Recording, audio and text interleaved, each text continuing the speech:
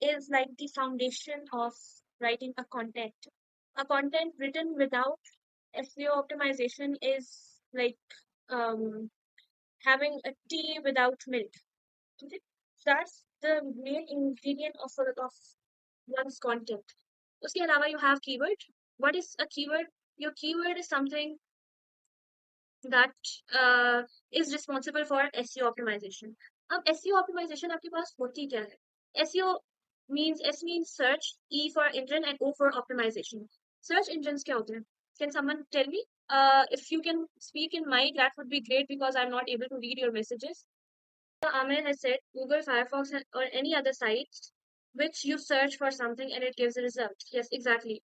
The engines we are using for searching anything, to buy products, to get information, to achieve entertainment, those are called our search engines. And those search engines includes one of the major search engine is Google Chrome. Google है आपका iPhone वगैरह में जो होता है वो safari होता है. And other than that, we have Internet Explorer, we have Yahoo search engine, we have Bing, we have Firefox, and many other um, search engines. So when you are writing content, आपका जो content है वो उस search engine के according होना चाहिए. अब search engine के according कैसे हो सकता है कि search engine जो है उसमें जितनी चीजें शो होती हैं, आप गूगल पे जब सर्च करते हैं तो उस पर जो चीज शो होती है आपको, वो एक तरह से लाइब्रेरी में जिस तरह किताबें रखी गई होती हैं उस तरह से वो सारी इंफॉर्मेशन वहां पे अरेंज की गई होती है. जो सबसे न्यूअर चीज होती है वो ऊपर आती है. उसके अलावा जरूरी नहीं है कि न्यूएस्ट हो. न्यूअर मैंने इसलिए कहा है क्योंकि न्यूअर इसलिए कहा है कि हो सकता है अब मैं कोई इन्फॉर्मेशन देख रही हूँ वो 2022 से बिलोंग करती है but it is on the top. Why? Because it has more results, more relatable results. उसमें जो information है वो credible है, उसमें जो information है वो आपके पास optimized है. अब I am saying the word optimized again and again. There are some rules to optimize. ठीक है, we'll learn ahead कि what are the rules. But for now, अभी आप इतना ही समझे कि ऑप्टिमाइजेशन में आपका जब कोई चीज टॉप पे आती है टॉप 10 रिजल्ट्स में या फर्स्ट पेज में गूगल के, ऑब्वियसली सेकंड पेज तक कोई भी नहीं जाता, तो फर्स्ट पेज में जब आपकी गूगल की आती है चीज तो इसका मतलब है your content is optimize up to the mark that what Google is expecting. क्योंकि गूगल जो है वो तो एक बॉट है, it's a robot. It is not able to like read the content properly. उस तरीके से एनालाइज नहीं कर सकता. उसने गूगल जो है वो क्रॉल बॉट्स होते हैं. Like think of it like a spider. जैसे स्पाइडर अपना वेब बनाती है, जो गूगल है उसका वेब जो होता है उस पर क्रॉल करता है एक बॉट. वो स्पाइडर जो है वो वेब पे क्रॉल करती है, वो हर पेज को घूमती है, हर पेज के कंटेंट को एनालाइज करती है, उसमें देखती है कि जो कंटेंट है वो रिलेटेबल है, जो कंटेंट है वो ऑथेंटिक है, जो कंटेंट है वो रिलायबल है, वेदर इट हैज कीवर्ड्स और नॉट, और इसमें ग्रामेटिकल एरर्स तो नहीं है, लो क्वालिटी का तो नहीं है, वेबसाइट सेफ है. ये सारी चीजें जब वो देखता है और इन सब कैटेगरी से जब कुछ आपका कंटेंट पास हो जाता है तो इसका मतलब है कि वो सर्च इंजन ऑप्टिमाइज्ड हो गया हो. ठीक है. अनलेस आपका इनमें से एक दो इश्यूज रह जाते हैं तो there is a high possibility कि you will rank in top 10. आपके टॉप 10 जो रिजल्ट्स होते हैं they are very important and they are very crucial. Why? Because those websites are the best according to Google. उसमें सबसे बेहतरीन information होती है, उसमें कीवर्ड्स अच्छे से डले होते हैं, उसमें सब कुछ होता है जो एसईओ के लिए नेसेसरी होता है. So what actually is SEO? Okay, like let's imagine that search engines are librarians. Okay, they catalog massive library information. और लाइब्रेरी इंफॉर्मेशन हमारे पास क्या है? इंटरनेट. जो इंटरनेट है, जो बुक्स, हम बुक्स को रिलेट कर रहे हैं इंटरनेट के साथ. ठीक है. और सर्च इंजन जो है वो उन बुक्स को कैटलॉग कर रहा है. लाइक सर्च इंजन जो है वो कैटलॉग कर रहा है उन आर्टिकल्स को, और लाइब्रेरियन जो है वो कैटलॉग करता है बुक्स को. तो you can relate it with that example. Like search engines are as helpful as librarians, and SEO is like giving them clear direction to your bookshelf. अब आपने एक कीवर्ड सर्च किया, आपने गूगल पे लिखा best toys for girls, Google ने आपको results दे दिए. उसको कैसे पता कि ये जो है ये रिजल्ट इस ब्लॉग में आ रहा है, ये इस आर्टिकल में इससे रिलेटेड इन्फॉर्मेशन है, ये आर्टिकल जो है ये इस चीज को फुलफिल कर रहा है. क्योंकि गूगल जो है सर्च इंजन जो है, अब मैं गूगल इसलिए कह रही हूँ because it's most commonly used. तो हालांकि बाकी और भी हैं but we mainly focus on Google. अब गूगल जो है वो उसी तरह, आप उससे पूछोगे तो वो आपको बता देगा कि ये चीज़ें आ गई। आप लाइब्रेरी में जाते हो, आप कहते हो मुझे ये बुक चाहिए, ये बुक चाहिए, वो कहते हैं वो उस शेल्फ में, उस रैक में, यहाँ पे इस तरीके से इन अ पर्टिकुलर रो, उसको सारा कुछ पता होता है कि यहाँ यहाँ पड़ेगी। गूगल को भी उस तरह पता होता है। तो ये जो होता है ये एसईओ के थ्रू होता है। I hope it is understandable. In short आप ये भी कह सकते हैं कि ऑप्टिमाइजिंग, एसईओ ऑप्टिमाइजेशन में why is it done, it is actually done to make your articles, your blog post, or your video, or your Facebook post, or anything you are posting on internet easily findable. ठीक है?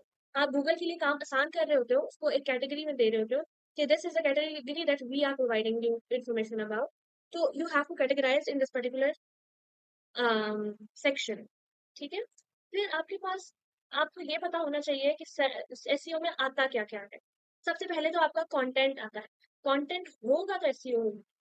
आपने content लिखा हुआ है, ठीक है, उसके बाद उस पे एसईओ की स्ट्रैटेजी इंप्लीमेंट होगी। ठीक है, the second thing is strategy, first is content, फिर आपने उसके ऊपर कंटेंट स्ट्रैटेजी अप्लाई करनी है, आपने लिंक बिल्डिंग करनी है।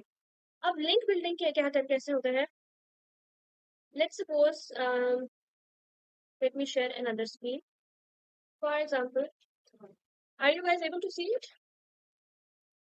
मैं लिख रही हूँ बेस्ट टॉयज फॉर गर्ल्स। ठीक है, अब यहाँ पे बहुत सारे सर्च रिजल्ट्स आ रहे हैं। इनमें से फॉर एग्जांपल अगर मैं ये वाला खोल लूँ, इट्स पब्लिश 3 days अगो। ठीक है, यहाँ पे आपको बाकी सारा जो कंटेंट है वो नॉर्मल लिखा हुआ नजर आ रहा है, बट ये आपको हाईलाइटेड और अंडरलाइन नजर आ रहा है। अगर मैं इसको क्लिक करूंगी तो it will redirect me to another website और अनदर पेज। ये आपके लिंक बने होते हैं, आपने एक आर्टिकल को दूसरे अपने आर्टिकल के साथ ही लिंक किया होता है, ताकि आप वहां से, आपको उस चीज के बारे में कुछ और इन्फॉर्मेशन चाहिए हो या कोई वर्ड आपने अंडरस्टैंड करना हो, तो आप उस चीज को वहां से सर्च कर सको विदाउट, इवन विदाउट सर्चिंग। आप सिर्फ इस पे क्लिक करेंगे and you automatically be redirected to a new page जहाँ पे उस चीज से रिलेटेड इंफॉर्मेशन होगी। फॉर एग्जाम्पल यहाँ पे देखें, whether you want to put on some Yuletide song while you're decorating the tree with ornaments। अब ornaments में उन्होंने लिंक क्यों लगाया है, क्योंकि मे बी अगर मैं यहाँ पे जाऊँ तो यहाँ पे उन्होंने अपने ही एक और आर्टिकल के साथ उसको कनेक्ट किया है, 18 festive babies first Christmas ornaments. अब इससे क्या होता है, आपकी अथॉरिटी बढ़ती है, आपकी, thank you so much for letting me know. तो I was talking about the links that's been provided, like this whole article is written in one particular format, but ये जो है यहाँ पे आप जाएंगे तो दीज वर्ड्स आर क्लिकेबल, आप यहाँ पे क्लिक कर सकते हैं। यहाँ पे आप देखेंगे एक और पूरा एक फ्रेज उन्होंने किया हुआ है हाईलाइट, आप इस पे क्लिक करेंगे तो you will be redirected to a new page. अब ये उन्होंने क्या किया है कि उन्होंने अपने ही आर्टिकल को अपने एक और आर्टिकल के साथ लिंक कर दिया, कि अगर आप एक चीज को ढूंढते हुए आपको दूसरी चीज की जरूरत है या आप उस चीज को भी ढूंढ रहे हैं, फॉर एग्जाम्पल पिछला वाला ऑर्नामेंट से रिलेटेड था, ये जो है ये आपके क्रिसमस गिफ्ट से रिलेटेड है। तो both is related to one particular occasion that is Christmas. तो हो सकता है कोई अगर इंसान ऑर्नामेंट्स ढूंढ रहा हो क्रिसमस के, तो उसको क्रिसमस गिफ्ट भी चाहिए हो या क्रिसमस आइडियाज, आउटफिट आइडियाज भी चाहिए हो। तो इस तरीके से आपकी लिंक बिल्डिंग होती है। ठीक है, और what, why is it important, it will make your website more authoritative. ये इस चीज की एक तरह से निशानी है कि योर वेबसाइट इज रिलायबल। ठीक है, इसमें कोई वर्दी टू नोट इंफॉर्मेशन है। Are you able to see my the other screen?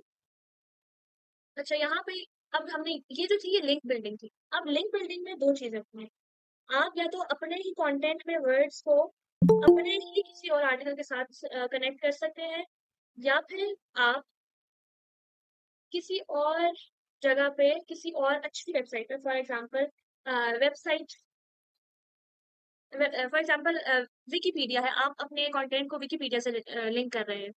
ठीक है,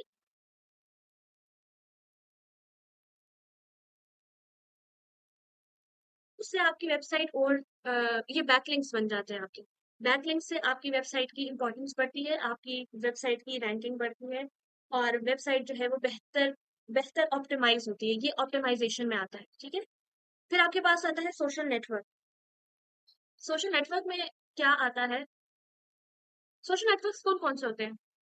या so how we are connecting with one another through social media. आपका सोशल नेटवर्क जो होता है it's our social media network. अब social media network में आपके पास फेसबुक आता है, इंस्टाग्राम आता है, ट्विटर आ जाता है, और थ्रेड्स आजकल न्यू आया है, और व्हाट एल्स, स्नैपचैट भी आ जाता है। But these are all the social network जहाँ पे आप जो है वो सोशलाइज कर सकते हैं through your networks. You can build your network bye sitting at your home. फिर आपके पास वेबसाइट ऑप्टिमाइजेशन आती है, ये थोड़ी टेक्निकल चीज है, तो I leave it. I just give you a brief like hint about it, कि आपकी वेबसाइट जो होती है, आपकी दो तरह की वेबसाइट्स हो सकती हैं। या तो आपकी बहुत अच्छी वेल बिल्ड हो सकती है, या आपकी वेबसाइट ऐसी होगी जो चल नहीं रही होगी, it will take more time to load, उसकी इमेजेस लोड नहीं हो रही होंगी, उसकी इंफॉर्मेशन लोड नहीं हो रही होगी, तो this will D rank your website. फिर आपका वेबसाइट डिजाइन आता है, जितना यूजर फ्रेंडली डिजाइन होता है उतनी आपकी वेबसाइट अच्छी चलती है, लोगों को अट्रैक्ट करती है। कुछ colours, why I am using yellow colour in my presentation since day one, because it's been said कि येलो अट्रैक्ट्स इंडिविजुअल्स। ठीक है, येलो जो है वो अट्रैक्टिव होता है, it attracts individuals and it grabs their attention, तो that's why I am using yellow. ठीक है, तो इसी तरह आपने वेबसाइट जब डिजाइन करनी होती है तो उसी तरह आपने करनी होती है जिस हिसाब से आपके पास लोग आए। अगर आप कोई मिनिमल थीम रख रहे हैं तो उसमें आपके आइवरी कलर्स आ जाते हैं, या अगर आप सॉफ्टवेयर से रिलेटेड कर रहे हैं तो उसमें यूजुअली ब्लू, डार्क ब्लू, इस तरह के कलर्स आते हैं। सिमिलरली अगर आप फूड से रिलेटेड ब्लॉग्स लिख रहे हैं तो वो थोड़ा कलरफुल हो सकता है, या आपकी वेबसाइट जो है वो इट्स सेल्फ वाइट हो सकती है, और उसमें जो इमेजेस हैं और डिजाइन हैं वो कलरफुल हो, ताकि उससे जो रीडर्स हैं वो थोड़े इंटरेस्ट उनका बिल्ड। फिर आपकी आती है ट्रैफिक। अब जैसे किसी सिग्नल पे बहुत सारी ट्रैफिक इकट्ठी हो जाती है, उसी तरह आपकी वेबसाइट पे भी ट्रैफिक आती है। ठीक है, अब वो ट्रैफिक, आपने कोई गूगल का पेज खोला, आपने वेबसाइट पे क्लिक किया, आप वहां पे रीड कर रहे हैं, आप उस पेज की ट्रैफिक है।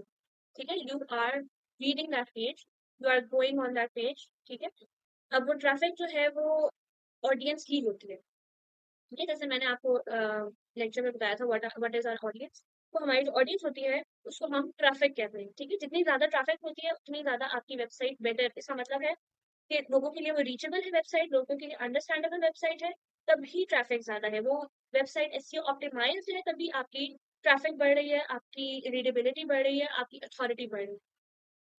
फिर आपकी साइट मैप ऑप्टिमाइजेशन होता है, it is more again the technical thing. ठीक है, यू कैन लीव इट, इसका कंटेंट से ऐसा कोई ताल्लुक नहीं होता। फिर सॉफ्टवेयर डेवलपमेंट होती है, वो भी it's not related to content writing, but why should you know all of these?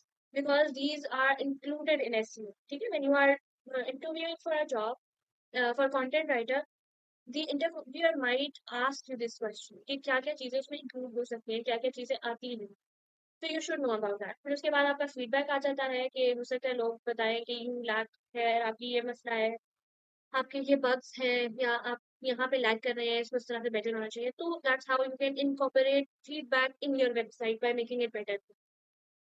फिर आपका आता है कीवर्ड सर्च का। कीवर्ड रिसर्च क्या होती है? It is crucial. कंटेंट है तो एसईओ है, ठीक है, और कीवर्ड्स है तो कंटेंट।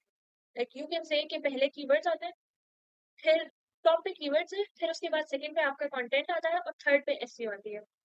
कीवर्ड्स जैसे अभी मैंने सर्च किया गूगल पे, बेस्ट गिफ्ट्स फॉर गर्ल्स, ये कीवर्ड थी। ठीक है, मैंने एक कीवर्ड लिया, उसको सर्च किया, और वो कीवर्ड जिस जिस वेबसाइट में था, चाहे वो किसी इमेज के अंदर उसको एम्बेड किया हुआ था, इमेज को लिंक किया हुआ था उस कीवर्ड के साथ, या वो कंटेंट में यूज हुआ है, वो सारी वेबसाइट्स मेरे पास है। क्योंकि तो कीवर्ड आपका इंपॉर्टेंट इसलिए होता है कि उसी के थ्रू आप सर्च करते हैं अपने इंजन में, सर्च इंजन। फिर आपकी रैंकिंग जो होती है वो इसी में बेस्ड होती है कि अगर आपकी एसईओ बेटर है, आपकी कीवर्ड्स रिसर्च अच्छी थी, आपने कंटेंट बेहतरीन लिखा है, आपने कीवर्ड्स को नेचुरली यूज किया है अपनी कंटेंट राइटिंग में, तो आपका जो ब्लॉग है वो रैंक होने लग जाएगा। आई होप इट्स क्लियर, अभी तक सारा कुछ समझ आया आपको, क्योंकि this is a bit technical technical thing, तो that's why I am asking again and again. SEO is important for our content because if we do not optimize our content according to the rules of SEO, our content could not be able to rank on Google search engine. So that's why I think it's very important to optimize our content. Sorry, I can't hear you. Can you please repeat? Hello, are you able to listen to me? Yeah, now it's Oh, done. yeah, I said SEO is very important for our content, because if we want to rank our content on Google search engine, it's very important that we, optimize our content according to the rules of SEO.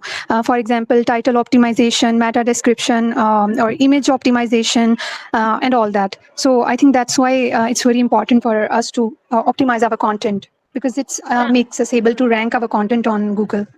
Google. SEO is responsible for us, is responsible to rank our content on Google. आपकी SEO नहीं होगी content की, आपका content जो है optimise नहीं होगा, आप you will not be able to see it on Google. ठीक है. I had an example.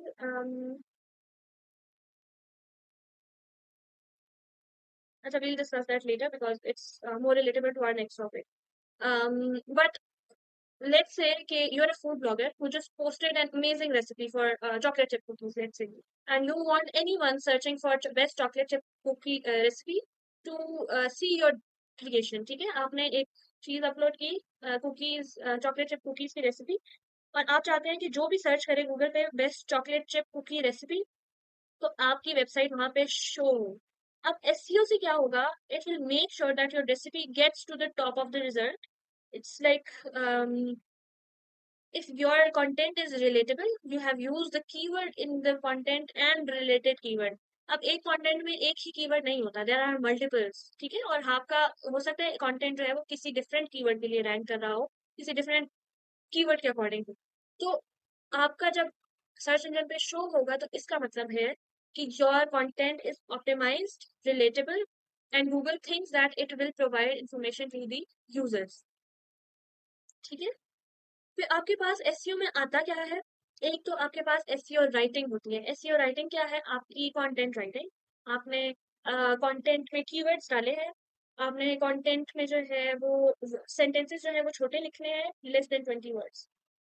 आपके कीवर्ड जो है वो फोकस कीवर्ड. ठीक है, कीवर्ड्स भी डिफरेंट टाइप्स के होते हैं. फोकस कीवर्ड्स होता है, सेकेंडरी कीवर्ड्स होते हैं, and then we have LSI keywords.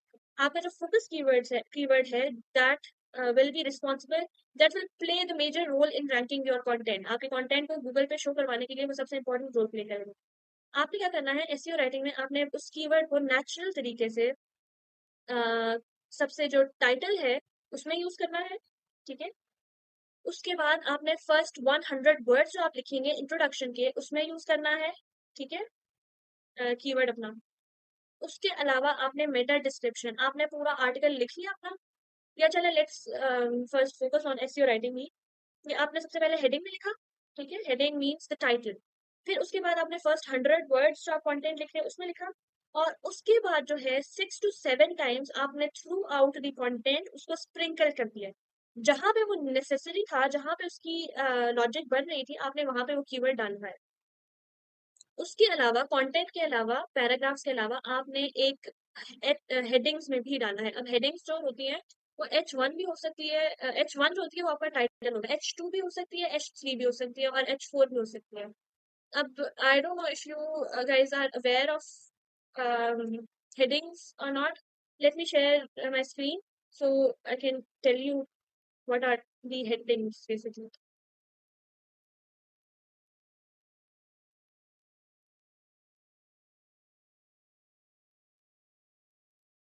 So can you guys see this screen? The magic events with 360 photo booth Campbell Town. Okay. अब यहाँ पे आपको नजर आ रहा होगा ये ये जो है ये हमारा कीवर्ड था. ठीक है, मैंने यहाँ पे नेचुरल तरीके से उसको हेडिंग में इंसर्ट कर दिया. ये H1 है. This is the main heading. You can सी है दैट दिस इज हेडिंग 1. ठीक है, इसको H1 कहते हैं हम. अब अगर मैं इसको सर्च करूं तो ये सबसे पहले H1 पे आया है. अब फर्स्ट 100 वर्ड्स में, पहले 100 वर्ड्स में कहीं पे भी लगा सकते हैं. ये मैंने यहाँ पे इंसर्ट किया. ठीक है, मैंने पहली ही लाइन में डाल दिया ताकि आपकी जब गूगल आपका जो बॉट है वो जब आपकी वेबसाइट पे क्रॉल करेगा तो उसको नजर आ जाएगा कि अच्छा इसमें तो ये है चीज पे इस आर्टिकल में तो ये वर्ड है, मतलब इसका मतलब है ये इससे रिलेटेबल है। ठीक है, तो it will be easier for Google to analyse your content. ये H1 है आपके पास, फिर वी हैव दिस, ये ये आपकी H2 है, और यहाँ पे भी सेम वर्ड यूज किया है मैंने। Why? Because it's important. It's, you can say, जैसे आप खाने के बगैर जिंदा नहीं रह सकते, वैसे ही कंटेंट जो है वो बगैर कीवर्ड्स के नहीं सरवाइव कर सकता। उसके अलावा आपके डिफरेंट जगह पे लगे हुए हैं, you can see the highlighted ones, कहाँ कहाँ पे मैंने नेचुरली जहाँ पे आ रहा था वहां पे डालना है। ठीक है, the for example let's see this line, the voyage with 360 booth Campbell town commences with simple yet crucial step। So you have to use it naturally. ठीक है, आपका कंटेंट जो है वो स्टफ नहीं होने चाहिए कीवर्ड्स, आपने बहुत नेचुरली यूज करने हैं अपने कीवर्ड्स को।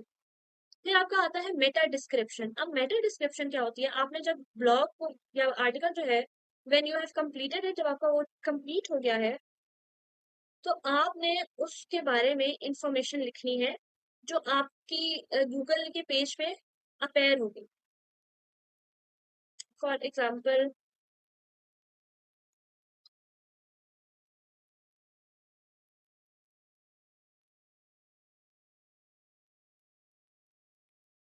मैं सर्च कर रही हूँ बेस्ट विमेन वेडिंग ड्रेसेस। ठीक है, यहाँ पे आपकी ये सारी अपेयर हो गई, आपको ये नीचे ये लिखा हुआ नजर आता है। Can you guys C the highlighted part?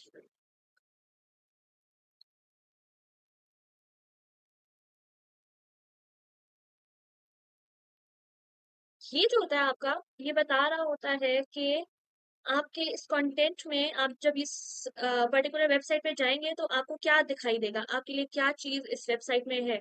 आप इसको पढ़ के डिसाइड कर सकते हैं कि whether it's relatable to you और not, whether it is providing the information that you are looking for और नॉट। सिमिलरली यहाँ पे देखिए, वी रिसर्च, यहाँ पे बेस्ट यूनिक वेडिंग ड्रेसेस का यहाँ पे कीवर्ड यूज हुआ है। ठीक है, वेडिंग ड्रेसेस यहाँ पे यूज हो रहा है, and this is the meta description. We have researched the best unique wedding dresses for all styles and budget. आपने नेचुरली लिखना है। मैंने क्या सर्च किया था? Best women wedding dresses. उन्होंने मेंशन कर दिया है कि हमारे पास जो है वो यूनिक वेडिंग ड्रेसेस है, हर स्टाइल और हर बजट के। तो मैं ये रीड करने के बाद कहूंगी कि अच्छा, इसमें तो मेरा ख्याल से कि हमारी रिलेटेबल इंफॉर्मेशन है, तो मैं इसको क्लिक कर लूँ।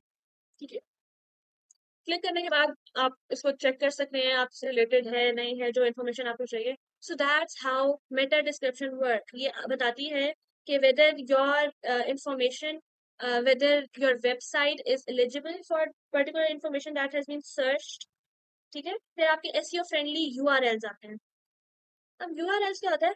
Girls, these are a bit technical things, तो अगर आप लोगों को कुछ नहीं समझ आता तो you can ask me right now, और आप अपने माई कॉन्टेक्ट में मुझसे भी पूछ सकते हैं, या आप मेरे से टेक्स्ट में पूछ सकते हैं, या we can have like meeting letter.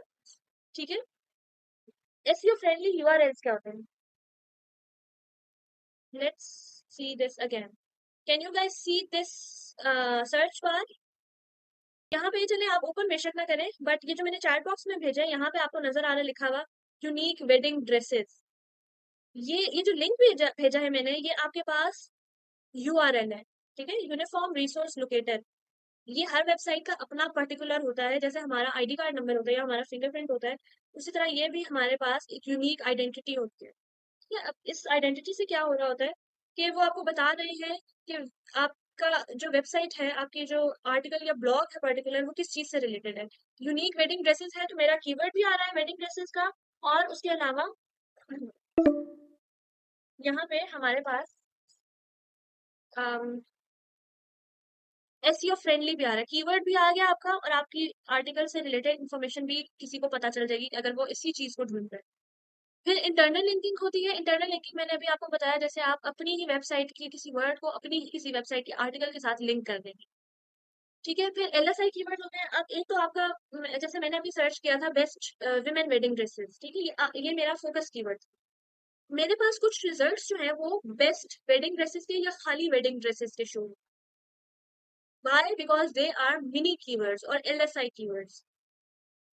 LSI keywords में आपके पास उसी टॉपिक से रिलेटेड और कीवर्ड्स होते हैं विच आर लेस इम्पोर्टेंट, जिनका कंपटीशन कम होता है, और दोज आर इजीली रैंकेबल, वो इजीली रैंक हो जाए। ठीक है, so I hope everything is understandable. SEO जो है आपकी फाउंडेशन होता है, और एसईओ के अंदर कीवर्ड्स ऑप्टिमाइजेशन आता है। आपका एसईओ होगा तो कीवर्ड ऑप्टिमाइजेशन होगी। ठीक है, आप कीवर्ड ऑप्टिमाइजेशन के थ्रू एसईओ अचीव कर सकते हैं। अब मैं बहुत देर से कीवर्ड्स कीवर्ड्स कीवर्ड्स बोल रही हूँ। Do you guys know what are keywords? Actually, words, yes, these are the words that people use in their research, in their articles, basically. These are the keywords are phrases, yes. These are phrases that people use to search for something on Google. Exactly. Keywords are actually like magic words that opens the door to your content. ठीक है? आपकी location पता चल रही होती है उससे. Like these are kind of secret passcodes that people use to unlock the information that they are looking for online. अब जैसे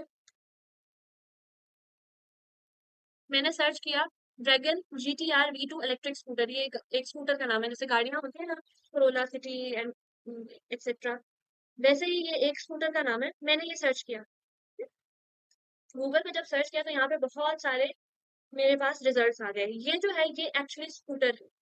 ठीक है, अब मुझे स्कूटर नहीं देखना, मुझे उससे रिलेटेड इन्फॉर्मेशन चाहिए कि whether this scooter is good, whether whether its battery is good, whether its range is good.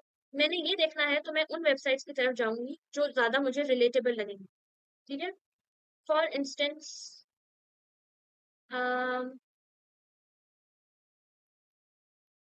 Are you able to see this purple one? This article was written by me. ठीक है, तो why is it ranking on Google, ये top 10 results में क्यों आ रहा है? Because मैंने ये किसी की वेबसाइट पे पोस्ट करवाई थी, this was a guest post. ठीक है, आप किसी की वेबसाइट पे अपना रिव्यू देते हैं या पोस्ट करवाते हैं अपना कंटेंट, तो that is a guest post. ये मेरी गेस्ट पोस्ट थी। मैंने ड्रैगन GTR V2 रिव्यू का कीवर्ड जो है वो यूज किया था, मेरा ये कीवर्ड था। जीटी बेसिक कीवर्ड जो था वो ड्रैगन GTR V2 था। तो उससे रिलेटेड जितनी भी इंफॉर्मेशन थी वो सारी गूगल पे आ गई, but this was in top 10 results. अब टॉप 10 में क्यों था? क्योंकि कीवर्ड जो है वो आपके टाइटल में यूज हो रहा है, आपका जो यहाँ पे ऊपर URL आपको नजर आ रहा है उसमें यूज हो रहा है। फिर उसके बाद images, you can C the images, इसमें मैंने लिखा हुआ है और उससे रिलेटेड इन्फॉर्मेशन दी हुई है। फिर उसके बाद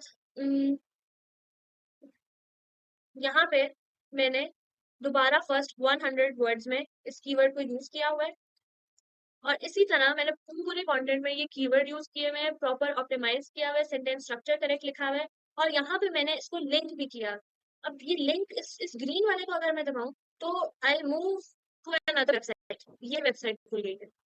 असल में ये जो स्कूटर है ये इन लोगों का है, but I am just reviewing it. For example, if you are reading a novel, if you bought a novel from a book store और वेयर एवर, आप उस नॉवल का रिव्यू किसी और की वेबसाइट पे लिख रहे हैं, तो वो आपका और आपने उस रिव्यू को असल जो जगह है जहां से आपने खरीदा है उसके साथ लिंक कर रहे हैं, तो ये आपकी आउटबाउंड लिंक होता है या एक्सटर्नल लिंक होता है। ठीक है, आप एक्सटर्नली उसको लिंक कर रहे होते हैं किसी और चीज से।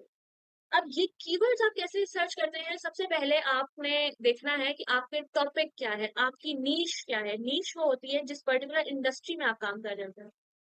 फॉर इंस्टेंस, आप जो है वो फूड इंडस्ट्री में काम कर रहे हैं, फूड ब्लॉगर हैं आप फूड से आप रेसिपीज लिख रहे हैं, हेल्दी फूड्स के बारे में लिख रहे हैं, टॉप 10 बेस्ट फूड लिख रहे हैं, डिशेस लिख रहे हैं, whatever, anything related to food. ठीक है, तो वो आपके फूड, आपकी नीश जो है वो फूड। आपने सबसे पहले आइडेंटिफाई करना है कि आपका टॉपिक क्या है। आप टॉपिक को कैसे आइडेंटिफाई करेंगे? कि आपने बाकी जो आपसे रिलेटेड आपकी जैसे हर मार्केट में कॉम्पिटिटर्स होते हैं ना, कि आपने किसी इवन क्लास में भी कि this student is holding first position and I am on the second, तो what should I do, so that person will be my competitor, और मैं उसको किस तरीके से रिप्लेस कर सकती हूँ, मैं उसकी जगह पे कैसे आ सकती हूँ। तो सबसे पहले रिप्लेस करने के लिए हमें ये पता होना चाहिए कि हम टॉपिक्स कौन से देखें, और हम देखेंगे कि ये जो पर्टिकुलर इंडिविजुअल है ये किन स्ट्रैटेजीज को, किन पेन पॉइंट्स को टारगेट कर रहा है। हमने सबसे पहले अपनी टारगेट ऑडियंस देखनी है कि जो बाकी लोगों ने चीजें लिखी हुई हैं उन्होंने सही तरीके से अपनी ऑडियंस को टारगेट किया है या नहीं किया। और अगर उन्होंने टारगेट किया है ऑडियंस को, तो उनके कंटेंट में कोई ना कोई ऐसी चीज जो है वो लैक कर रही होगी, जो आप अपने कंटेंट में यूज कर सकते हैं। हो सकता है किसी ने बेनिफिट्स, या किसी ने चिया सीड्स का आर्टिकल लिखा, बट उसने जो है बेनिफिट्स ऑफ चिया सीड्स को नहीं इंक्लूड किया। तो ये आप देखेंगे कि ओ, ये तो इसमें गलती है, ये इसमें नहीं होना चाहिए था। आप वो बेनिफिट्स जो है, आप बाकी चीजें जो उन्होंने लिखी है वो भी अपने आर्टिकल में, और उनसे रिलेटेड सारी चीजें अपने आर्टिकल में लिखेंगे अलोंग विद द बेनिफिट्स। तो आपकी वेबसाइट जो है वो ज्यादा क्वालिटी, उसकी क्वालिटी जो है वो हाई हो जाएगी, उसमें ज्यादा इंफॉर्मेशन होगी। फिर आपके पास आते हैं ब्रेन स्टॉर्म करें कीवर्ड्स को। ब्रेन स्टॉर्मिंग क्या होती है कि you have to think about keyword. अब चिया सीड्स है, चिया सीड्स खाली तो मैं नहीं लिखूंगी ऑब्वियसली, मैं ये लिखूंगी कि बेनिफिट्स ऑफ चिया सीड्स, या why chia seeds are used, या डिसएडवांटेजेस ऑफ चिया सीड्स, या व्हाट आर चिया सीड्स। ठीक है, तो ये आपने ब्रेन स्टॉर्म किया। आप ब्रेन स्टॉर्मिंग करने के बाद टूल्स होते हैं, बहुत सारे टूल्स हैं, जैसे ग्रामरली टूल है, आपने अगर सुना हुआ है उसके बारे में, तो जैसे कैनवा है जिसके ऊपर मैं ये प्रेजेंटेशन बनाती हूँ। तो ये टूल्स होते हैं कीवर्ड्स रिसर्च के भी, जिससे आप अगर अपने कॉम्पिटिटर्स की वेबसाइट को डाल रहे हैं या अपनी नीश सिर्फ डाल रहे हैं, तो आपको वो टूल जो है वो thousands and millions of Google pages से कीवर्ड्स ला के दे देते हैं। आपको वो लिस्ट दे देता है कि ये लोगों ने ये कीवर्ड यूज किए हैं, ये इनकी इस कीवर्ड को यूज करके यहाँ पे रैंक हो रहा है, तो आप ये वाले कीवर्ड यूज कर सकते हैं। ठीक है। लॉन्ग टेल कीवर्ड्स क्या होते हैं? लॉन्ग टेल कीवर्ड्स वो होते हैं जो थोड़े लंबे होते हैं। जैसे आई am using a keyword, why is it important to have an electric scooter? अब ये नेचुरली यूज करना इट्स डिफिकल्ट, बट ये लॉन्ग टेल कीवर्ड्स है, और ये थोड़े ज्यादा जल्दी आसानी से रैंक करते हैं। आपके पास कुछ जो होते हैं वो शॉर्ट कीवर्ड्स होते हैं, और वो शॉर्ट कीवर्ड्स होते हैं, ये अभी जैसे मैंने यूज किया GTR, ड्रैगन GTR V2, या फिर बेस्ट गिफ्ट्स फॉर गर्ल्स, इस तरह के जो होते हैं वो छोटे छोटे, ये आपके पास शॉर्ट कीवर्ड होते हैं। कुछ कुछ अब लॉन्ग टेल कीवर्ड में वो क्वेश्चनिंग आपके पास भी आ सकते हैं, और सिंपल भी आ सकते हैं। ठीक है, फिर आपने एवेल्युएट करना है, जाहिर है आपके हर कीवर्ड जो है वो रिलेटेड नहीं होगा आपके टॉपिक से, आप सारे कीवर्ड एक ही दफा में नहीं यूज कर सकते, तो आप डिवाइड करेंगे कौन सा किस आर्टिकल में यूज हो सकता है। ठीक है, तो आई hope everything is clear. If you have any question, I am open two questions.